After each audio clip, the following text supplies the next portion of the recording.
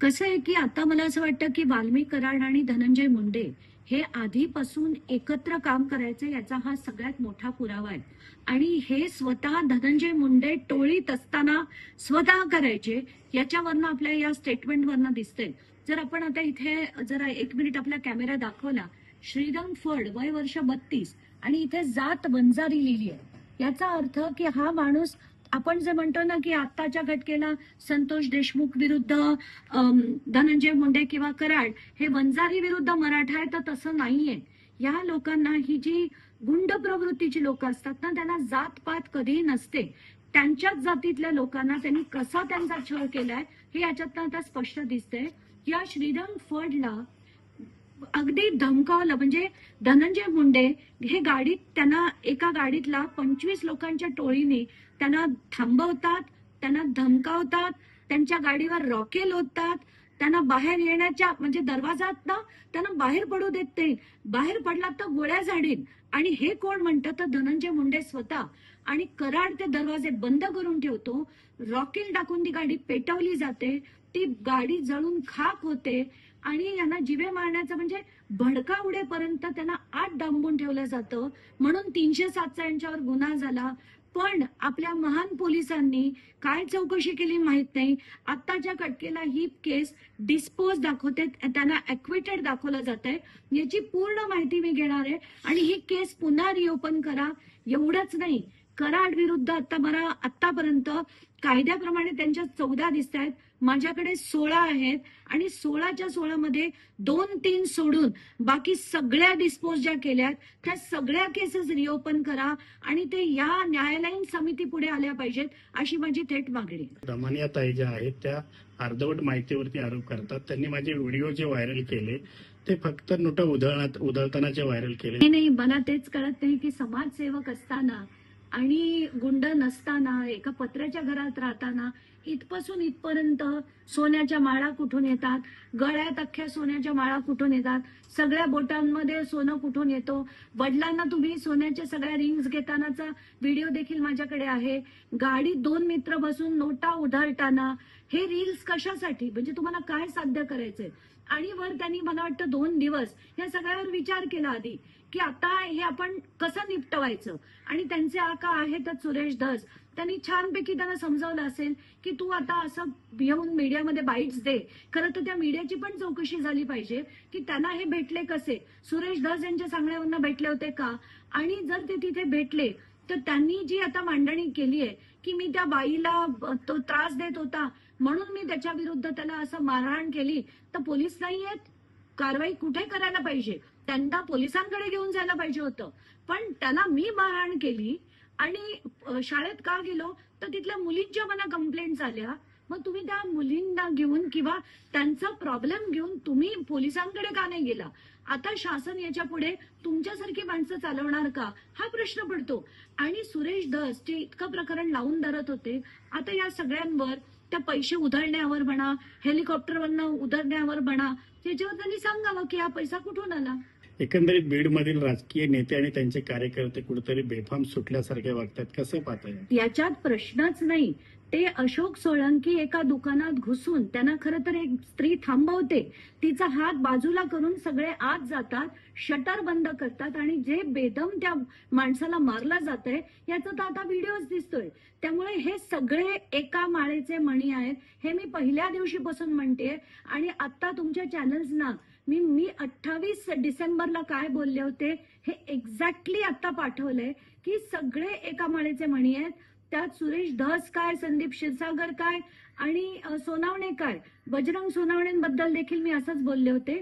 त्यांचे सुद्धा अनेक व्हिडिओज आहेत, अनेक त्यांनी जे जे कांड केलेले आहेत तिथे त्या सगळ्याचे व्हिडिओज आहेत आणि सगळे सेम आहेत. म्हणून यांच्या मोर्चात मी जाणार नाही. आणि आपला लढा हा सगळा दहशतवाद बंद करण्यासाठी आहे असं मी तेव्हापासून म्हणते. सोळंकींचा व्हिडिओ म्हणा किंवा संदीप क्षीरसागर यांचा ऑडिओ म्हणा, आता त्या ऑडिओमध्ये सरळ आधी एक कार्यकर्ता फोन लावून देतो तहसीलदारांना, मग ते तहसीलदार कॉलवर आल्यानंतर मग म्हणणार की हे भाई आता तुमच्याशी बोलणार आहेत. हे सगळे भाई, दादा, भाऊ, आका, टाका, बोका हे सगळं आता ऐकून ऐकून ना राजकारणाचा वीट आलाय मला.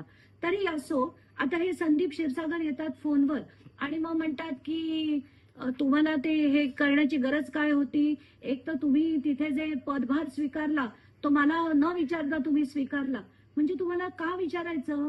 तुम्ही तिथले लोकप्रतिनिधी आहात, ते तिकडे अपॉइंट झालेले तहसीलदार आहेत, तुम्हाला विचारण्याची गरज काय आहे. तुम्हाला कळलं ना ते तिथले तहसीलदार आहेत. ही जी धमकीची भाषा, आणि पुढे ते जाऊन त्यांना म्हणतात की तू कुठेही महाराष्ट्रात गेला, सरकार जरी बदललं, महाराष्ट्रात कुठेही गेला तरी तुला सोडणार नाही. सोडणार नाही म्हणजे तुम्ही काय करणार. कसली धमकी देता तुम्ही. आणि हे म्हणून मी म्हटलं होतं की हे सगळे सेम आहेत. सुरेश धसांचं ते सतीश भोसले प्रकरण बाहेर आलंय, आता यांची सगळी आली आहेत. सगळं दिसतंय आपल्याला की हा सगळा मोठ्या प्रमाणावर, आणि आपण फक्त बीड पुरतं नाही म्हणू शकत, जालन्याला सुद्धा तेच, पुण्याला एक गँग मोठीच्या मोठी टोळी अनेक ठिकाणी आहे, प्रत्येक ठिकाणी.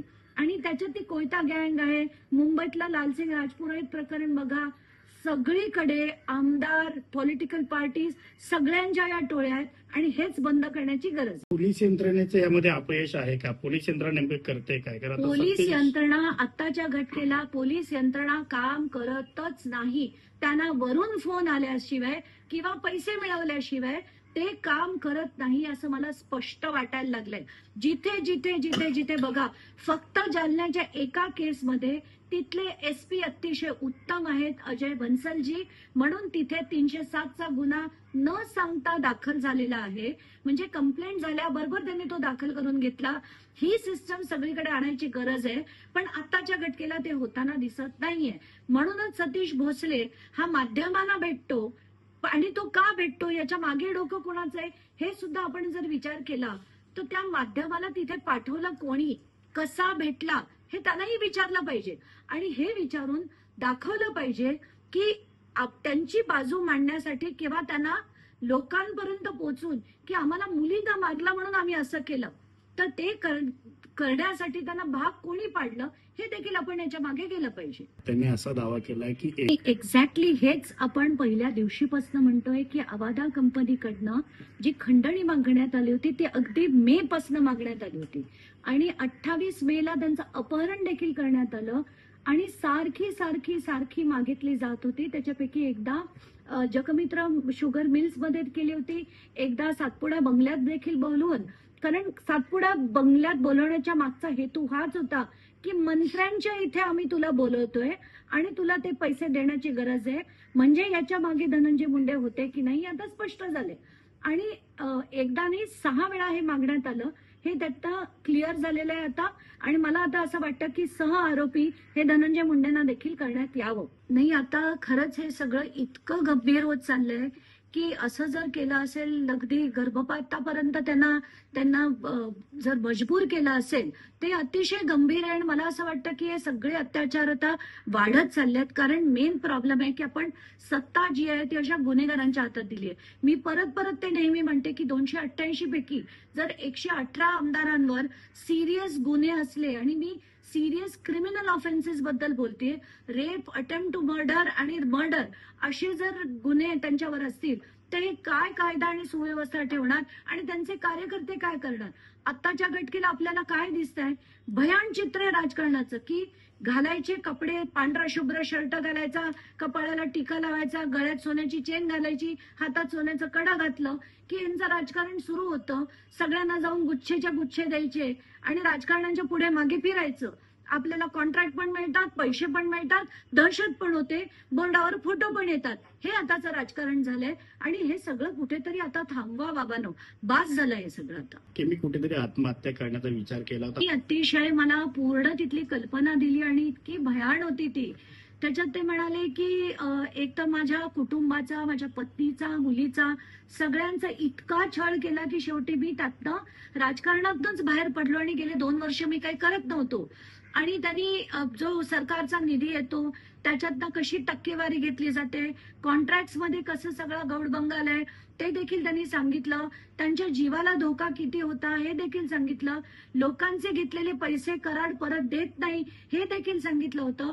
आणि आता त्यांनी त्यांचे काही पुरावे अनेक ठिकाणी ठेवले, ते गोळा करून मी प्रेस कॉन्फरन्स घेतो असं त्यांनी सांगितलंय. आता ते जेव्हा प्रेस कॉन्फरन्स घेतील तेव्हा हे खरं सगळं जे चित्र आहे ते देखील जनतेपुढे नक्कीच येईल. एबीपी माझा, उघडा डोळे बघा नीट.